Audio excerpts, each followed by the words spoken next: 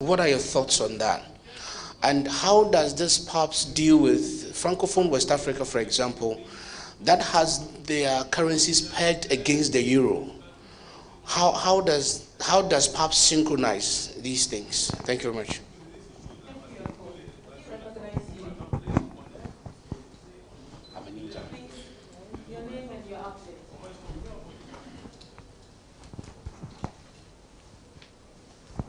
Ok, je reviens en fait sur le financement.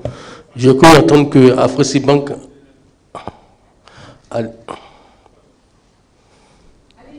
Afrosibank a déjà déployé, et ils sont en train de déployer 8 milliards pour aider les pays dans le cadre du PAPSS. J'aimerais savoir pour chaque pays, au niveau du projet, comment est-ce que le PAPSS va répartir ces financements pour chaque pays, pour pouvoir mettre vraiment en œuvre cet outil d'intégration régionale.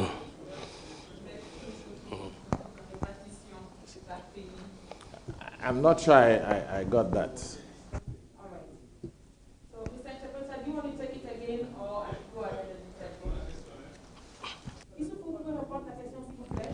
Afrosibank est en train de déployer 8 milliards pour aider les pays dans la phase pilote et aussi les pays qui vont entrer dans le cadre de cet instrument-là. J'aimerais savoir au niveau de chaque pays qui va bénéficier de ce projet, combien est-ce que le PAPSS va répartir cet argent pour chaque pays. C'est bon? C'est bon. Merci.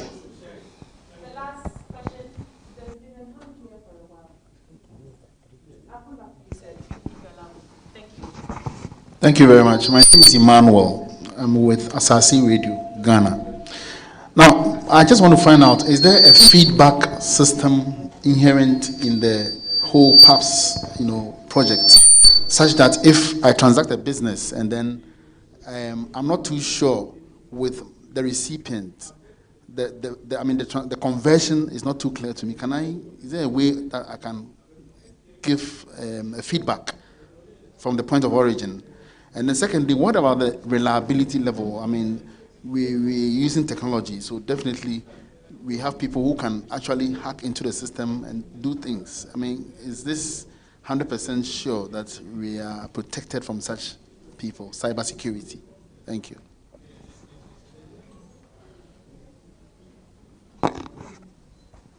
Okay. Thank you very much. I think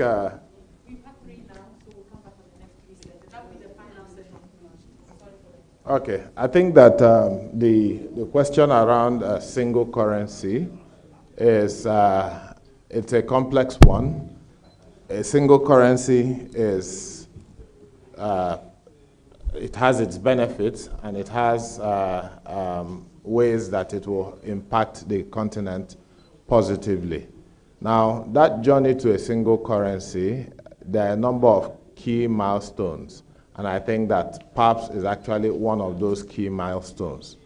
PAPSS will automatically enhance the trade in local currencies. It will cause the local currencies to begin to appreciate and for us to be able to find the true values of these local currencies. But beyond that, there's also the political decision which will have to underpin anything around a single currency. But PAPSS is not a silver bullet, but PAPSS is a major step in the right direction. PAPSS will also be able to showcase the data of trade that is happening between different countries in a way that we've not seen before, because it will now also bring in some of the flows that pass through informal channels. And all that will be very critical to the journey towards a single currency. But right now, we're actually just focused on delivering the initial value of making payments more efficient and having that impact on the growth in trade. You asked the question around the Francophone countries whose currencies are pegged to the euro. Welcome, sir.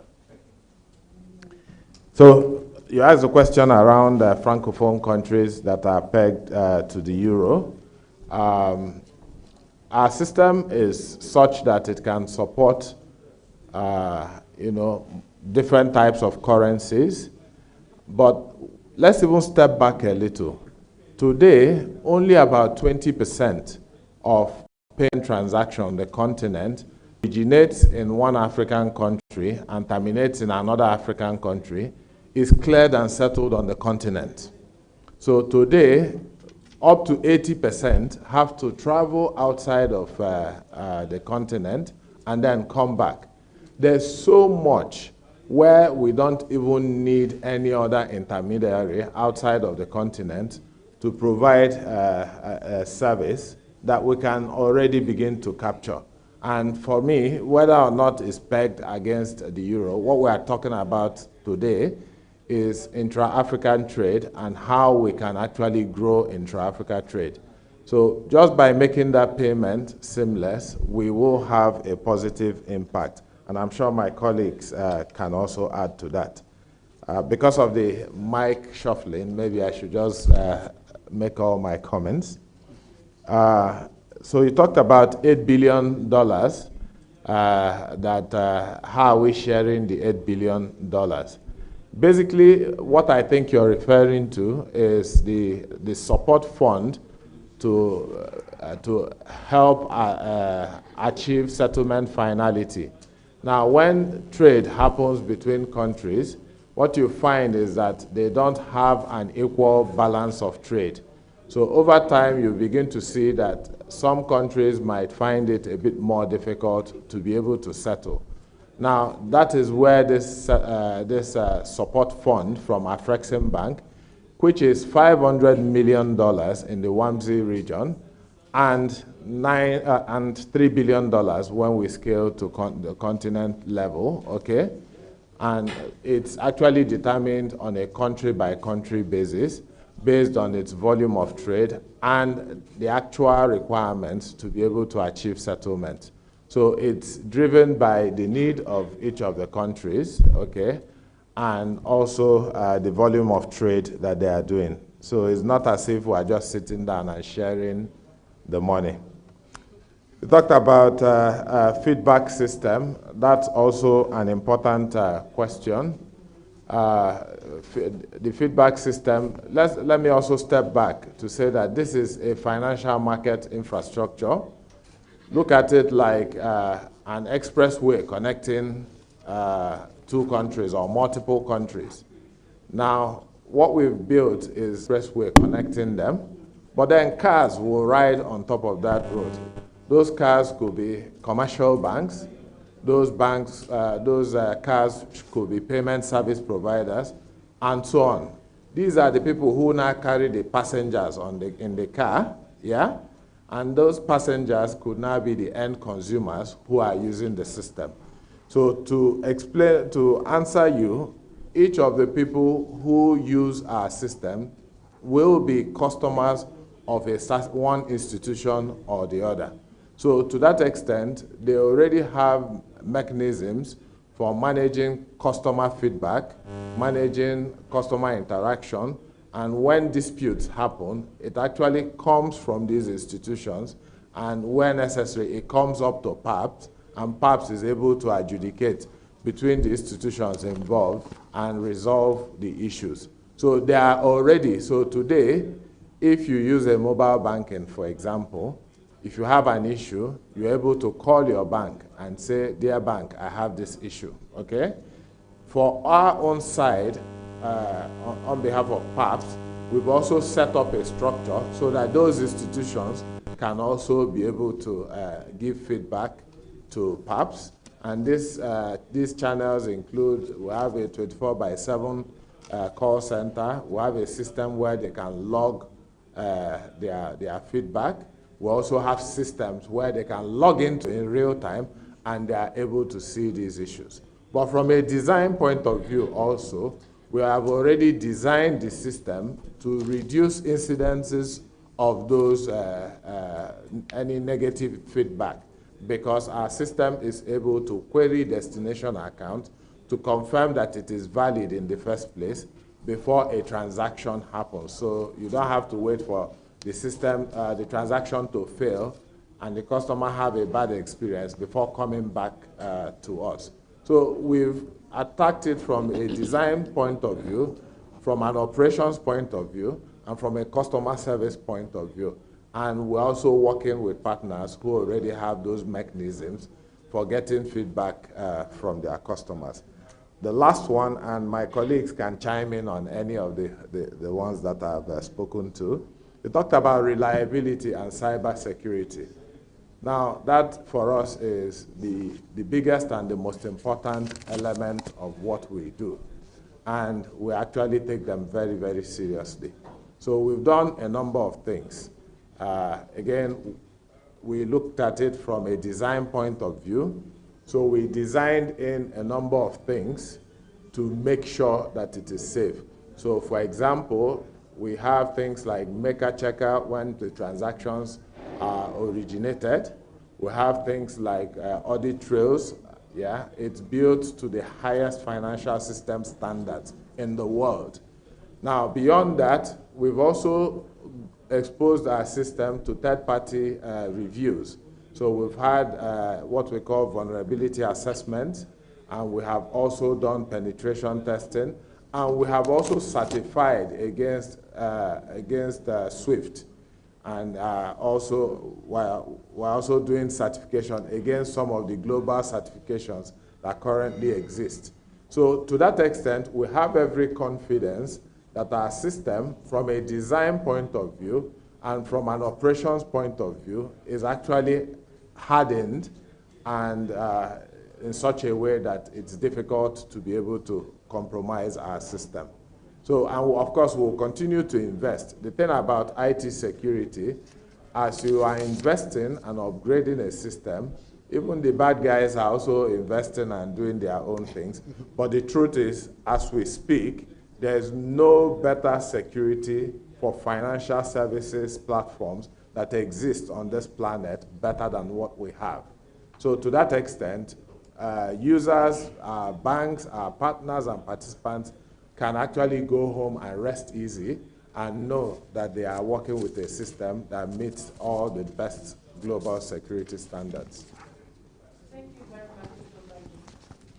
Police, we've been joined by Mr. Silva Yako, the Chief of Staff of the AFCFTA. We will proceed with our last batch of 3 questions. And I see a lot of hands already. So I needed to come back to, yes, you have the mic. Please okay. Go ahead. Kingsley, Ghanaian Time. So my first question is, how is the system, what are the current payment system structure, and by what margin is the new system going to reduce the cost of payment in the range? For example, if I'm...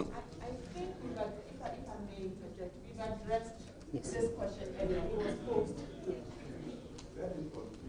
No, I'm asking a practical question. Assuming somebody is making $1,000 payment to Nigeria, how much currently is it costing? And by the new system, by what margin is the cost going to reduce? We need practical for our readers. Secondly, how is the new system going to improve the cost of goods and services in the goods and services? I mean, the impact of the new system on goods and services.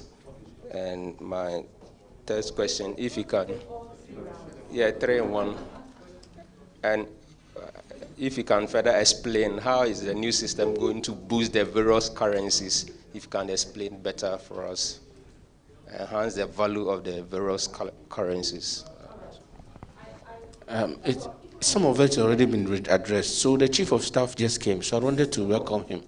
Chief of Staff, you are welcome. We've all heard everybody, but not from you. So maybe it could be the last question, given the movement of the mic. Tell us, for you as AFCFTA, what does PAP represent? How does that help you to achieve your landmarks and then all your objectives? It looks like there's a beautiful vehicle at your disposal. Tell us about it. Thank you. Thank you for that insight. Last question. And then we come back. Oh, we'll come back again. There were a few hands. So I'm Yes. going to give opportunity to those who have not. So my question is similar to what All right. Echo asked. I just want to find out what kind of collaboration, because I know it's a collaboration between CFTA and PAPSS, sorry. So what kind of contribution is CFTA giving towards PAPSS, and then how is it being funded, or can we know the funding of all this project? Thank you. Ladies. All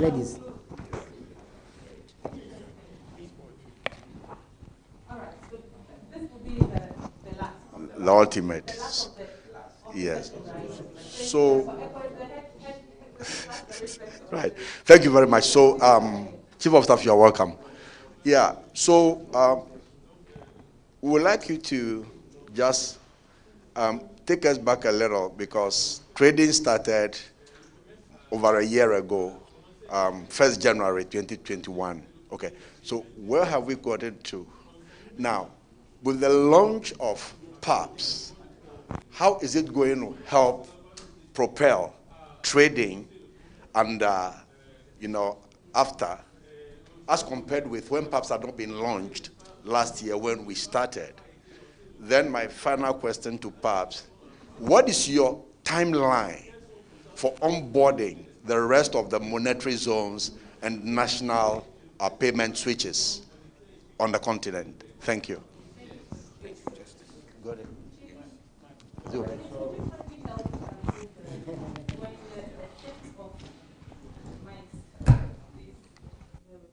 When you finish, they should shift it.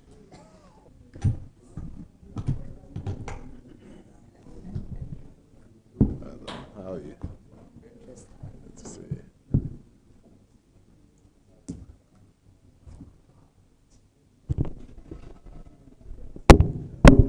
Okay. Thank you very much. Thank you, Mike, and thank you, colleagues from the press, for your warm welcome to me as a person, but also to the FCFTA Secretariat, particularly in Accra. You have been very, and you are still very wonderful partners for the FCFTA because of the publicity that you give to the FCFTA Secretariat. And on behalf of the Secretary General and all my colleagues in the Secretariat, I would like to really thank you very much for that partnership. This is not about just the Secretariat. This is about the continent. This is about you. It's about your brothers and the sisters that are not in Accra, but they may be in Morocco, in Djibouti, in Eritrea, in South Africa, in Mauritius, in Madagascar, in Cabo Verde, which is in the Atlantic Ocean. This is about all of us. It's about 1.3 billion of us who live on the continent, but it is also about those others, our brothers who were forcefully taken away, but also those who voluntarily left because they went to look for opportunity. What the heads of state call the 6th region, that is the diaspora Africa, that lives beyond the coast of Africa, beyond our borders. So the FCFTA is about all of us. And the more we talk about it, the more it should come into our mind that this instrument is for us, and it is what should catalyze the development of the continent. Now, I will address I think the first question was about the exchange rate between the currencies, the Ghana CD, the Nigerian Naira, or the CFA. Now, I think the bankers know what they call the cross rate. I think the cross rate is you get a third currency which you use to determine now the exchange rate, the cross rate. Now, the African continent has a currency that is called the UA, the UA, which is slightly stronger than the dollar, I think. It is what, when the ADB gives support to a member state, yes, it will say it is $5 million. but it's actually denominated in a currency that is called UA, which we haven't, but it's a unit of account, if you like.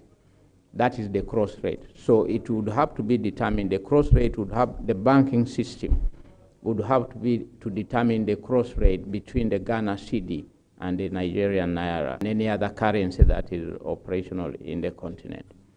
I think that is the question about how do you determine the exchange rate between the Ghana cedi and the Nigerian naira. That's one way. The other way is that within the ECOWAS, it's already agreed that there is probably convertibility of currencies within the ECOWAS. I know that in some parts of the continent, that is the case. If you travel to the eastern part of the country, of the continent, Eastern Africa, Kenya, Tanzania, Uganda, Rwanda, Burundi, also Zambia, Malawi, Southern Africa, and so on. Now, in the eastern part, in the COMESA, the currencies are convertible. So a person from Rwanda moving to Kenya may not necessarily have to move with US dollar.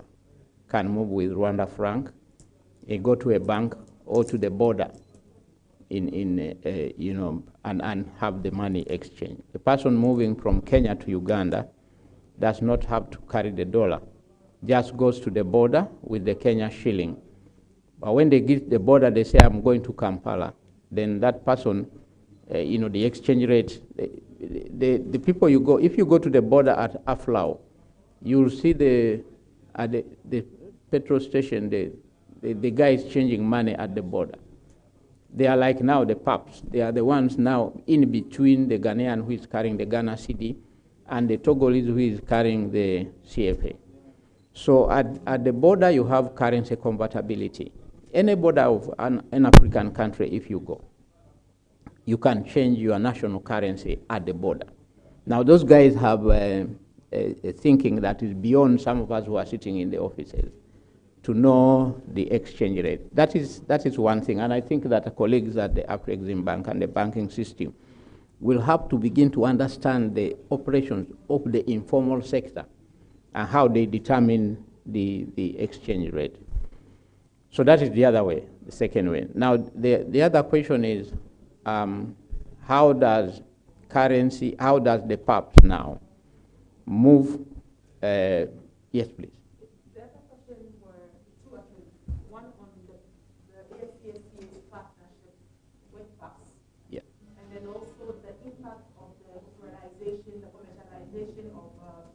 commercial launch of PAPSS on the operationalization of the AFCFTA. Yes. I think those are the two questions that I retain.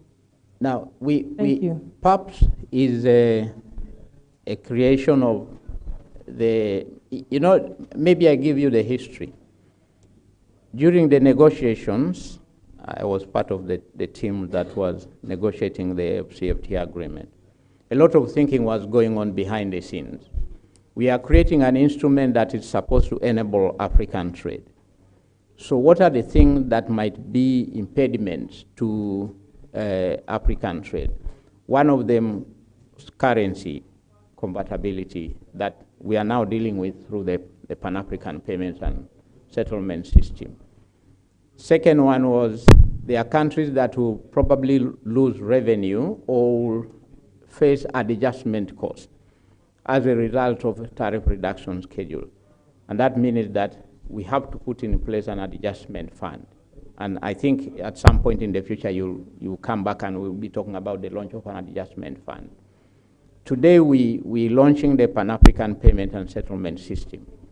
When Mike was presenting this morning, when he was making his speech, this is now a continental system. There were already regional systems which were in operation.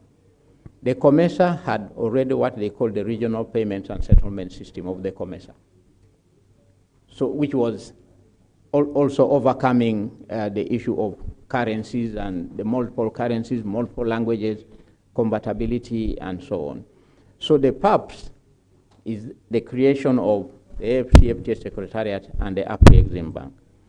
Between the two institutions, there is an agreement that is signed between the Secretary General of the AFCFTA Secretariat and the President of the Afri-Exim Bank. That defines the cooperation framework between the Secretariat and the Afri-Exim Bank. And all this is done following the decisions of the heads of state and government. They have said to the AFCFTA Secretariat, the implementation of the agreement must be done in conjunction, in unity with the continental institutions that have been created by the member states. Afri-Exim Bank is one of them. The African Development Bank is the other. You have the regional development banks, ECOWAS Bank for Investment and Development, the PTA Bank, which is the Trade and Development Bank of the COMESA. SADC has a development bank. So these are the institutions that we are working with. But Afri-Exim Bank, together with the Secretariat, because the Pan-African Payment and Settlement System is a critical tool for enhancing intra-Africa trade. So the two institutions have to collaborate to create this institution. Like Mike said, it does not replace the regional payments and settlement system in the various regional economic communities. It is complementary. It is building on that work. And eventually, when we think that we have a very well-functioning Pan-African payment and settlement system, maybe then the regional systems will begin to wane out and remain as maybe liaison systems for the Pan-African payment and settlement system. How does this help the trading under the AFCFTA agreement? The implementation of the agreement is going in stages, and there are pillars that are key to the implementation of the agreement.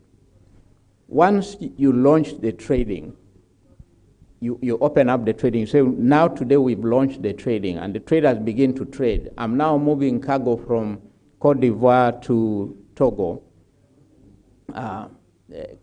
Cote d'Ivoire and Togo are using the same currency. I'm moving cargo from Ghana to Nigeria. And my cargo, as a producer in Ghana, what I need is CD, because with the CD, I'm able to pay the workers, I'm able to meet the utility bills, the light, the water, the transport, the fuel, the energy. I need CD to meet that cost. But I'm exporting to Nigeria. Now all of a sudden I realize, oh, okay, so trading has been launched, but I still need the US dollar to be able to buy things from Nigeria. Raw materials or intermediate inputs, I still need the US dollar. So now all of a sudden I realize, okay, I still have to go to the market, buy the US dollar, then go to my bank, instruct my bank. I'm now a trader. I have an account in Zenith Bank or EcoBank. Now I have to open a letter of credit to import goods from Nigeria. The Nigerian exporter to the Ghanaian company for intermediate inputs is billing in dollars. So the EcoBank says, okay, because now I received the invoice in US dollars. So I go to EcoBank and say, EcoBank, I need to pay $10,000 to the Nigerian supplier. So the EcoBank says, okay, today's exchange rate is so much. So now I realize, okay, so I have to buy the dollars. The EcoBank will do it for me because the EcoBank is my agent. And then the EcoBank does whichever bank, Zenith Bank or UBA in Nigeria, to set the settlement is done in US dollars, because that's what the Nigerian exporter asked from the Ghanaian. Now we are saying you don't need to go through all that. And now to get that money to Nigeria, EcoBank is supposed to send it to Citibank in New York, then Citibank to the correspondent bank in Nigeria, then that correspondent bank to whichever bank, UBA or Zenith Bank. So that is if you have done some of these transactions, you will see it. It happens I was once a logistics officer in an export company, so I know what I'm talking about because I used to follow the payment. I used to do the shipment of goods. I used to follow the payment. After I have done the shipment, I would follow the banks for the payment. So I know how it was working. That I go, I present everything, that payment documents to the bank, and the bank will tell me wait 5 days or 7 days before you can get payment. So then I sometimes I would be curious, and they say no, the money now is going to move from Rotterdam to New York, because we used to export. The company which was buying from us was in the Netherlands. So money is moving from Rotterdam to New York, New York to London, London to Kampala, where we were based at that time. 5 days, 7 days. In between, you are paying. In between that movement, Rotterdam, New York, Kampala, you are paying. So that is where the 5 billion that we're talking about is coming from. So what are we trying to do here with the PAPSS to enhance intra-Africa trade? Bill in cedi or bill in Naira. The company in Ghana that is importing from Nigeria has the Naira in EcoBank. So no need for exchange rate. So I think Mike could have given you an explanation, you would have understood the presentation. So the exporter in Nigeria is paid in Naira by the bank in Nigeria, because that's what the exporter in Nigeria needs is Naira to pay the workers, Naira to pay for the line, Naira to pay for the utilities, Naira to pay for, if it's an agricultural person, to pay for fertilizer in Naira, to pay for meetings in a boardroom, in a hotel in Naira, not paying in dollars. So that's true. So how does this now enhance our capacity to trade? SMEs will trade better. You don't need to look for dollar in order for you to be able to trade. Two, you are making saving. If your transfers are going to cost you $100 or $30, $50, that you are now making as a saving. You'll still pay some money for the PAPSS transfer. It's not free, because it's an app. We have to pay for the intellectual property, we have to pay for the guys who are operating the system and so on. There will still be some payment, but it will not be as much as the continent is saving, the business is saving. And so that's how I think we'll be working. Is there the other question? No, sir. Thank you so much for the very insightful answers you have provided. I would like to move to you, Mr. Sebabi, as the last round, colleagues. So where is my counterpart on the mic movers? We will answer it. If you have, yes. So we'll take a question, and then if you have anything you wanted to chime on in earlier, we'll also provide you an opportunity to do so, Mr. Sebabi. Thank you, John. One last question, colleagues. It's been a long day. Going, gone. Thank you very much. So let's give an opportunity for John to perhaps chime in and then close us, if that's okay for you. I'd like to make a remark. All right, sir. So let's take 2 more remarks, and then we will be out of here. Thank you very much. John, over to you. Thank you very much. There are 2 questions I'm going to look at. There were 3. There was the payment system structure, the practical question, as he called it, moving $1,000 from Ghana to Sierra Leone, how much it's going to cost. Then there was also how it will reduce the cost of goods, and also how it will boost the value of currencies. Now, since my CEO is going to close, I'll reserve the first question for him. Then I'll handle how it reduces cost of goods and also how it enhances the value of currencies. The cost of a good, the price structure of a good has a couple of variables. One, there's a variable of cost of the raw materials, cost of transport, and all that goes with it. So in terms of export and import, that's why perhaps the cross-border payment system. That means if you're going to import or export, you will also put in the cost of obtaining the hard currency to be able to produce and export it. So PAPSS comes in to reduce that cost of soliciting for that currency. And also, what has been a problem in cross-border trade, where there's always we talk about the infrastructure, the physical infrastructure, but the soft infrastructure is almost many times neglected, because for goods to move from one country to the other, the payment has to be effected. So the exporter receives the payment first, then they send off the goods. So sending off the goods maybe can take 2-3 days depending on the distance. That we cannot reduce because that's the physical distance, that's the land. But we can reduce the number of days the payment goes, which we have done. Okay, please proceed. Proceed. Which we have done for a payment that has been taken 3 to 5 days will now be instant. So that means when an exporter receives money instantly, then they ship off the goods. So we reduce those number of days by those 3 to 5 days. So the cost of goods are going to be affected because of those reductions in that kind of time and inconveniences, and also the delays to receive the payment, because as a trader is receiving the payments, if they obtain financing from banks, so that brings in a lot of costs that they always put on the price of the good. So I hope that is well understood. Now, how to perhaps will boost the value of currencies? The demand for a currency is a derived demand. And we all know that once demand for a good increases, then its value increases. Its value in terms of being demanded for. So when African currencies are going to be used, PAPSS enables African currency to be used right from the sender to the recipient, with the net being settled in hard currencies.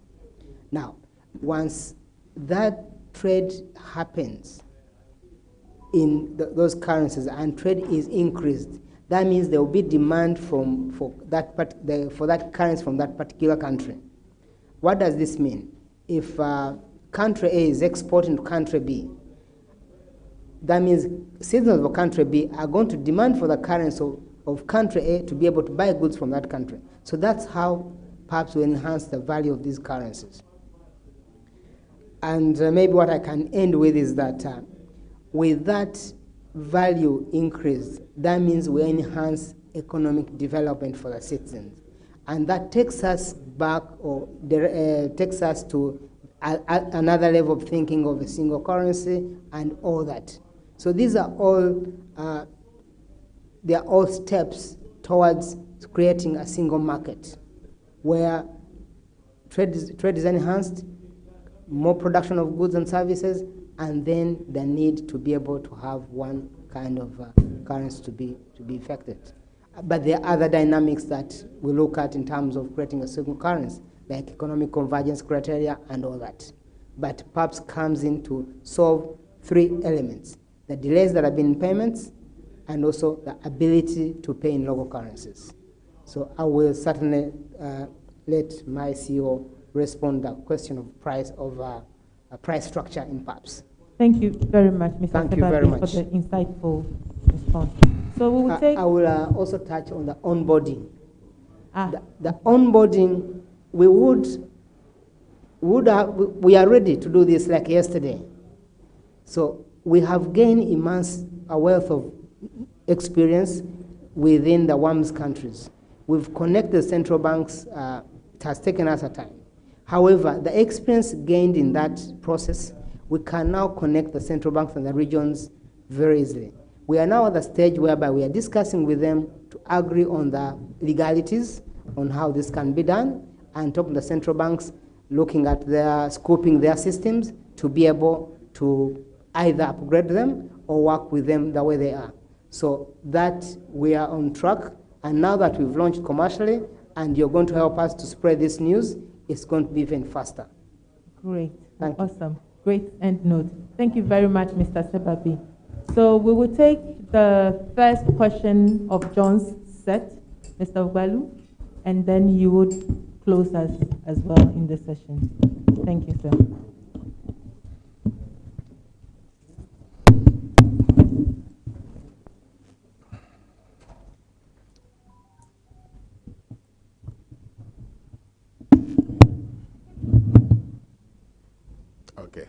Thank you very much. And again, thanks for the patience and really just staying back for this interview. I thought I would, just occurred to me that we've kept you people waiting for quite some time. So the first question was to do with pricing. How does, I think John had actually answered it, but let's also look at that. If you look at the cost of actually doing a transaction, there are a number of elements that exist in it.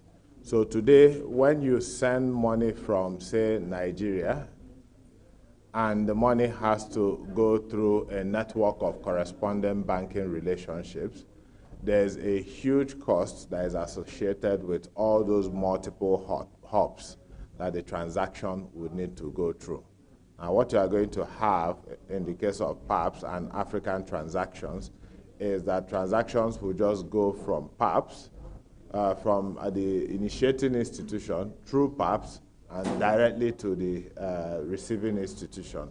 That will certainly affect the cost.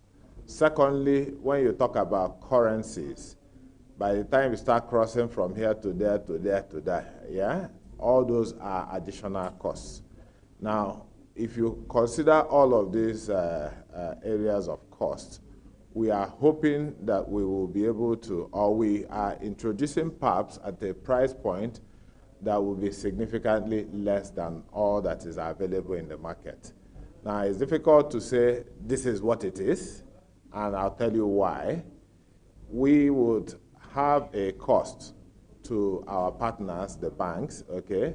And of course, the banks are also there to make some profit, but we're also going to take steps to make sure that those cost savings that they will enjoy from using PAPSS, that it's not just all taken away from the consumer, that a lot of it also ends up with the consumer. But the whole aim is actually to, from a design point of view and from an implementation point of view, lower the cost of actually sending money across our borders, okay?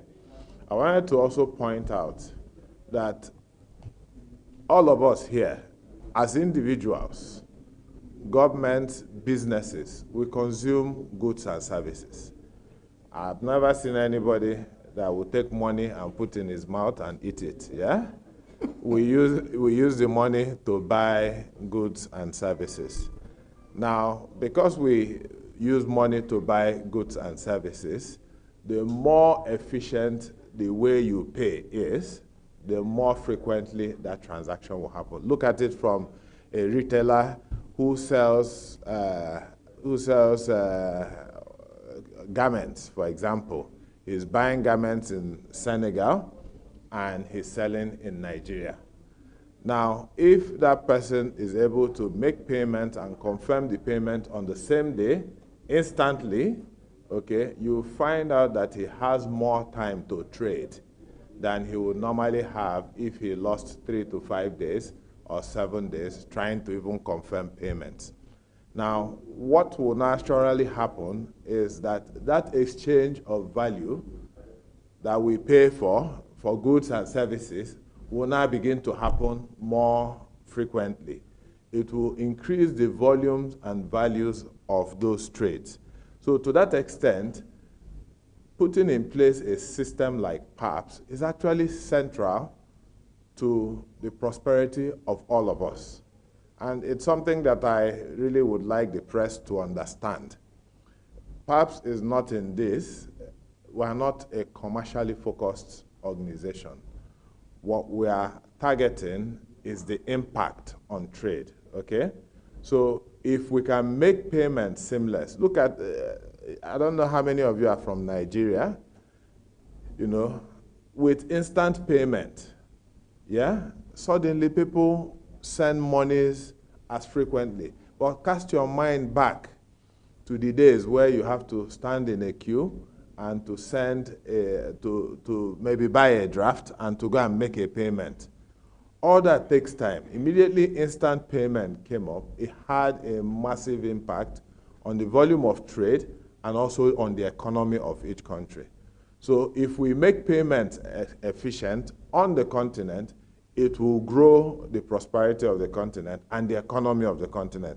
So I'm actually appealing for the press to also be a partner in this journey, okay? I think that, it's difficult to spread that gospel as fast without partnering with the press. And of course, for that, I thank you.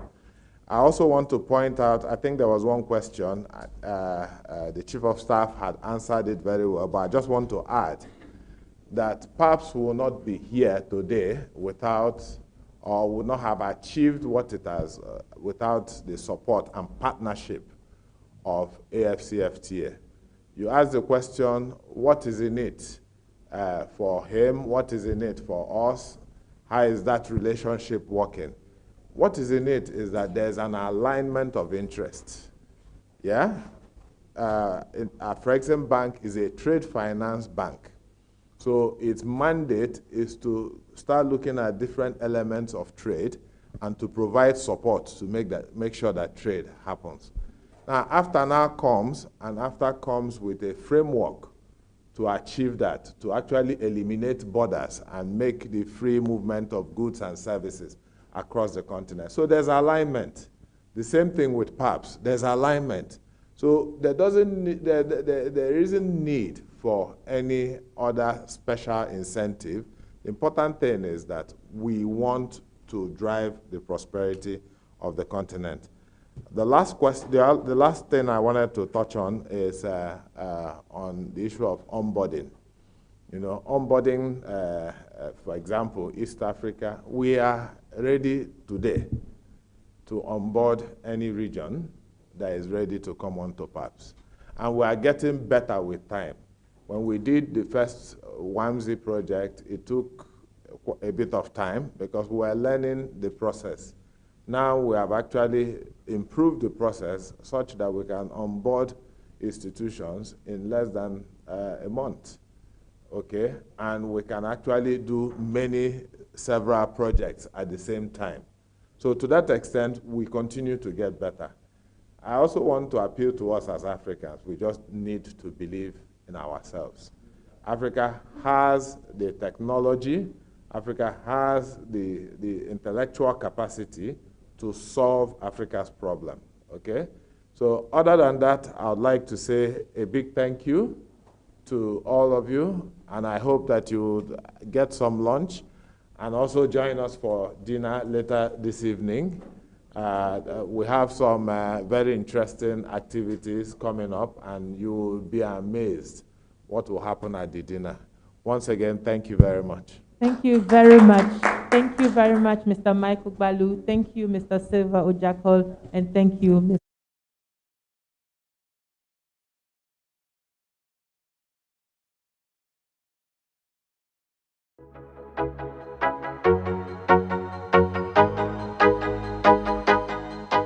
Introducing